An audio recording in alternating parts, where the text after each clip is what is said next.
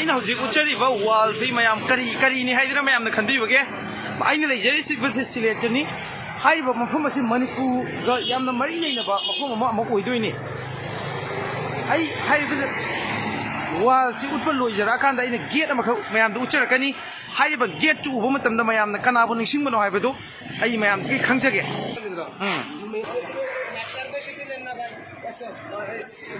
Sylhet Central Jail ni haiba Sylhet Central Jail si ubu matamda mayamna kanabu ningsingbе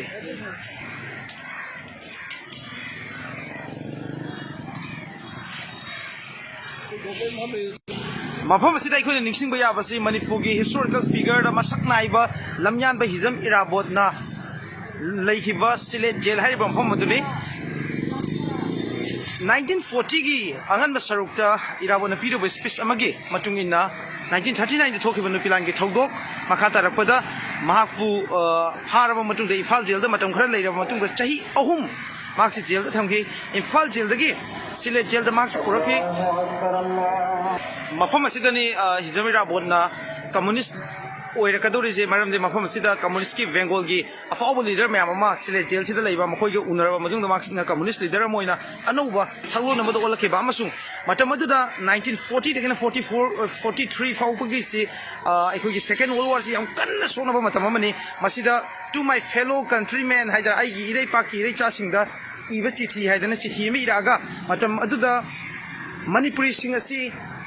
British support taunoba British na pharaga jail da leiriba misak amana British support taunoba amasung fascist sing habadi Germany loinana Japan gi lanmi sing madugi aggression aduda punna thengnana ba madugi mayakta lepnaba miyam da magna mafam asidagi chithi rakhe amasung magna communist leader amgi oiba anoba saklona ma mafam sidagi lawba hauki mafam asida ikhoni kari gi damakta laibano hairagadi maroina aikogi mangda leibiriba Uncle SM Jalal maki angang oiringaidagi maki hero amoina hizamira bod lamyan bira bod si khanjarakpa karigumba Bangladesh satpa taragadi Sylhet jail da amuktangdi satlamgani haiba maki wakhalon amkhak leijaba madugi matungi nai khoisi ngasimang daka sakadobuni adubu tangai phadana Sylhet jail yoronggodobuni haiba uncle gi wakhan sida na aikoi mafam sida laksabani uncle mafam asi uncle na kayamuk yamna maru ba mafam amni haidana khanbi Manipur gi puaida akhoi anauba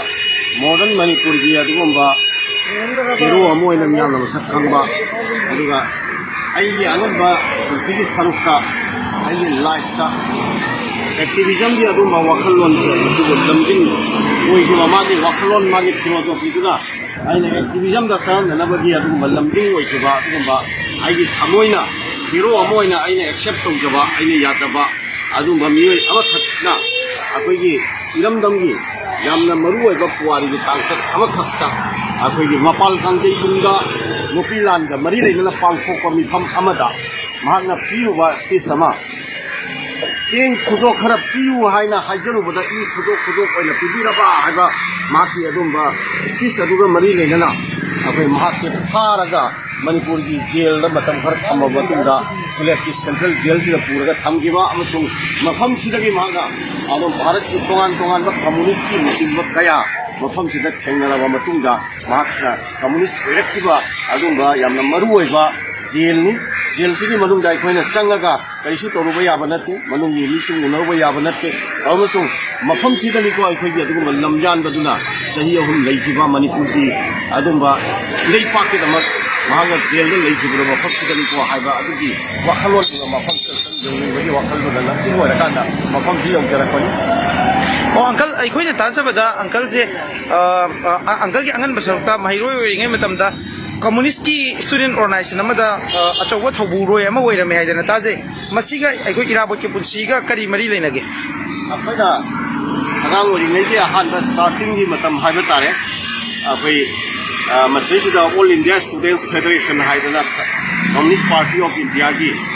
chhatra gi adumba koi fund ama lei hariba All India Students Federation haibaduda ai unit ki level dagi hauraga zonal district amasung state ki level da mathang thokuba oirami aduga loina 1993 fawai hariba mahiroi luptu da thok torami